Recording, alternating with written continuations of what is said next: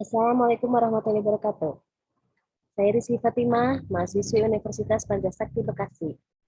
Pada kali ini saya akan membahas tentang permasalahan anak usia dini. Apa itu permasalahan anak usia dini? Sebelumnya saya membuat video ini untuk memenuhi salah satu tugas UTS mata kuliah bimbingan konseling yang didoseni oleh uh, Ibunda Dr. Randa Hajar Rijawati MSc. Sebelumnya kita bahas dulu pengertian permasalahan anak itu apa. Jadi, permasalahan anak-anak adalah suatu yang mengganggu kehidupan anak yang timbul karena ketidakselarasan pada perkembangannya. Atau pada anak-anak sekolah itu perilaku yang dapat dipandang sebagai normal untuk usia tertentu juga sulit dibedakan dari perilaku yang bermasalah. Perilaku bermasalah mungkin digunakan untuk mengidentifikasi membesarnya frekuensi atau intensitas perilaku tertentu sampai pada tingkatan yang mengkhawatirkan. Jadi ada 3 kriteria yang bisa jadikan acuan untuk melihat perilaku itu apakah normatif atau bermasalah. Di antaranya yaitu kriteria statistik rata-rata, kriteria sosial, dan kriteria penyesuaian diri. Kemudian jenis-jenis permasalahan anak usia dini. Yang pertama, permasalahan pertama itu adalah fisik anak usia dini. Permasalahan fisik anak usia dini itu yang pertama adalah masa pendengaran. Di antaranya itu, permasalahannya itu tidak mampu menirukan berbagai suara tertentu, tidak mampu mendengarkan persamaan-persamaan dalam kata-kata yang bersajak, tidak mampu menceritakan kembali kejadian, tidak mampu mengulangi kembali urutan cerita, dan lain-lain.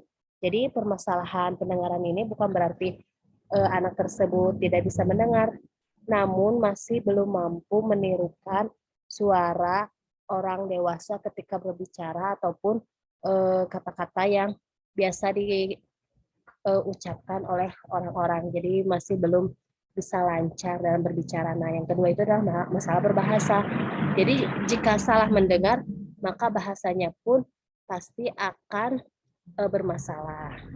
Nah, berbahasa itu merupakan keterampilan dalam mendengarkan, berbicara, dan membaca maupun menulis.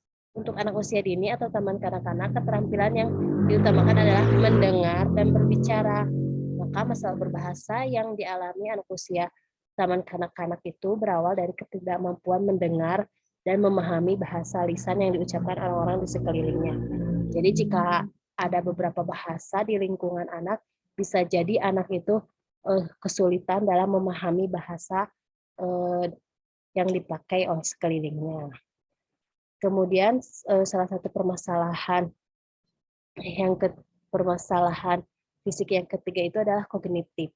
Jadi masalah kognitif ini yaitu berarti proses yang terjadi secara internal di dalam pusat susunan saraf pada waktu manusia sedang berpikir, berkembang secara bertahap sejalan dengan perkembangan fisik dan saraf-saraf yang berada di pusat susunan saraf. Selanjutnya, yang kedua, permasalahan yang biasa dialami oleh anak usia dini adalah permasalahan psikososial. Nah, hal ini perlu kita maklumi karena anak usia dini atau taman kanak-kanak proses berpikirnya masih dalam periode praoperasional. Jadi anak itu masih sangat dominan dengan sikap egosentrisnya, tidak bisa berbaur dan egonya itu tinggi.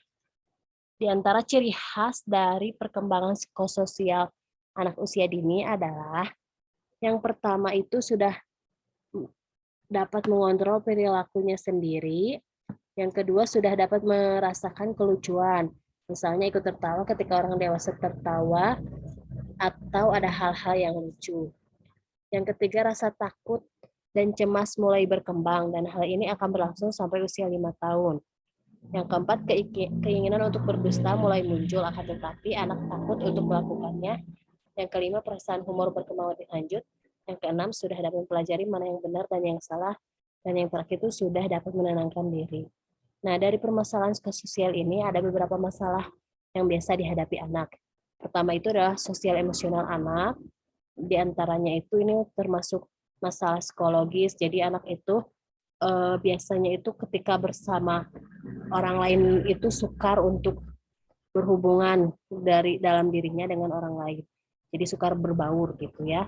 Yang kedua masalah psikososial itu adalah agresivitas, atau istilah umum yang dikaitkan dengan adanya perasaan marah atau permusuhan atau tindakan melukai orang lain baik dengan tindakan kekerasan secara fisik, verbal maupun dengan menunjukkan ekspresi wajah dan gerakan tubuh yang mengancam atau merendahkan. Jadi ini termasuk permasalahan umum ketika anak psikososial anaknya itu masih belum lancar, maka dia itu mudah marah atau agresif. Selanjutnya masalah ketiga itu adalah kecemasan. Nah, kecemasan ini merupakan keadaan emosi yang tidak menyenangkan yang meliputi interpretasi subjektif dan rangsangan psikologis. Misalnya bernapas lebih cepat, jantung berdebar-debar, dan berkeringat dingin. Kecemasan ini juga bisa timbul pada situasi sebagai reaksi emosi sementara yang timbul pada situasi tertentu yang dirasakan sebagai suatu ancaman. Kemudian masalah yang keempat dari psikososial ini yaitu keberbakatan atau biasa disebut juga anak berbakat, merupakan sebutan bagi anak yang memiliki kemampuan luar biasa pada hampir semua bidang, mempunyai kreativitas tinggi serta bertanggung jawab pada tugas. Keberbakatan ini menjadi permasalahan bagi anak itu sendiri maupun bagi pendidik.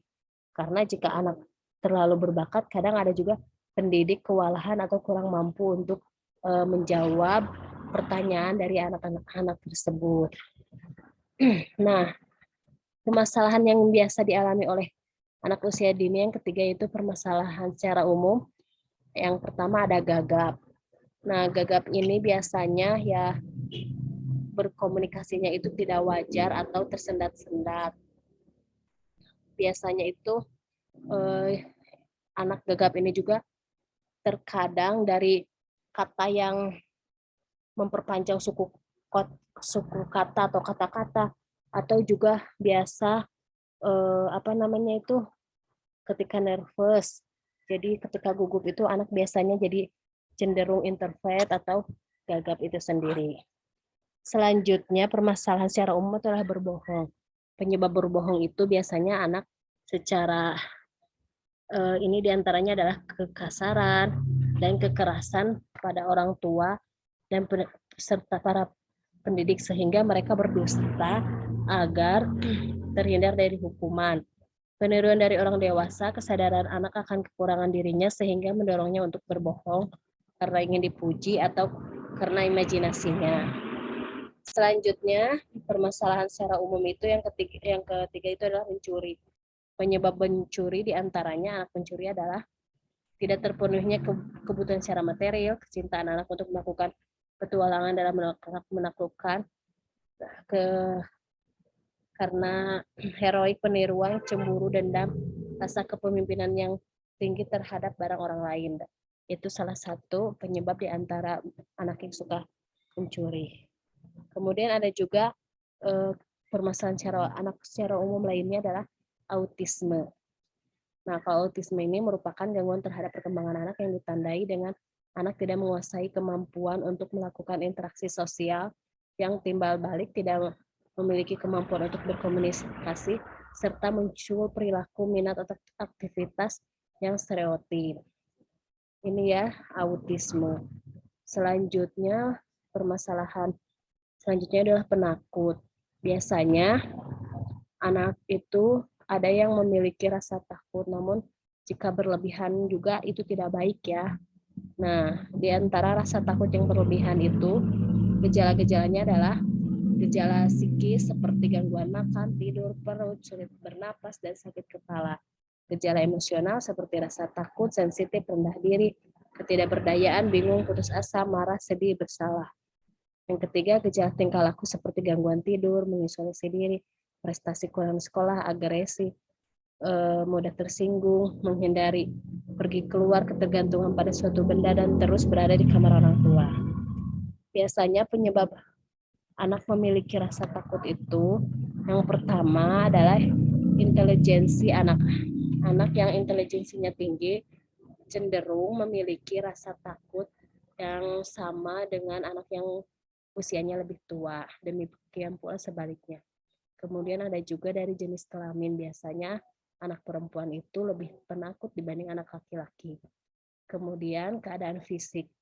Contohnya anak cenderung takut bila keadaannya lelah, lapar, atau kurang sehat. Kemudian yang keempat, urutan kelahiran. Biasanya anak sulung cenderung lebih takut karena perlindungan yang berlebihan. Kemudian yang kelima, kepribadian anak. Anak yang kurang memperoleh rasa aman cenderung lebih penakut. Yang keenam, adanya contoh yang dilihat anak, seperti tontonan TV atau ibu yang penakut.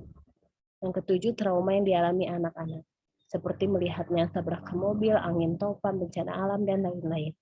Dan yang terakhir, penyebab anak memiliki rasa takut adalah pola asuh orang tua yang menghidupkan rasa takut anak, seperti paksaan, hukuman, ejekan, ketidakpedulian, dan perhitungan di luar batas. Yang selanjutnya, permasalahan secara umum yang lainnya adalah pemalu. Pemalu itu reaksi yang emosional yang tidak menyenangkan yang timbul pada seseorang. Akibatnya adanya penilaian negatif terhadap dirinya. Penyebab anak pemalu biasanya keadaan fisik, kesulitan dalam berbicara, kurang keterampilan berteman, harapan orang tua yang terlalu tinggi, pola asuh yang mencela. Kemudian solusi dari anak pemecahan yang bisa dilakukan oleh pendidik diantaranya melibatkan anak dalam kegiatan yang menyenangkan, belajar bergabung dengan permainan, mengajarkan cara mulai berteman, dorong anak berpartisipasi dalam kelompok. Nah, faktor-faktor yang mempengaruhi permasalahan anak usia dini diantaranya yang ke-1 adalah kecerdasan, ingatan, perasaan, dan kemauan.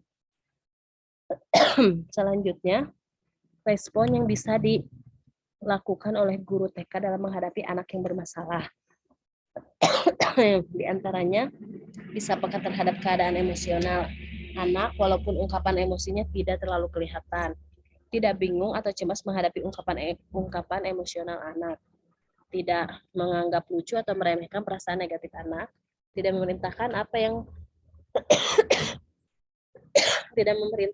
yang harus dirasakan oleh anak, tidak merasa bahwa guru harus membereskan semua masalah bagi anak, dan menggunakan saat-saat emosional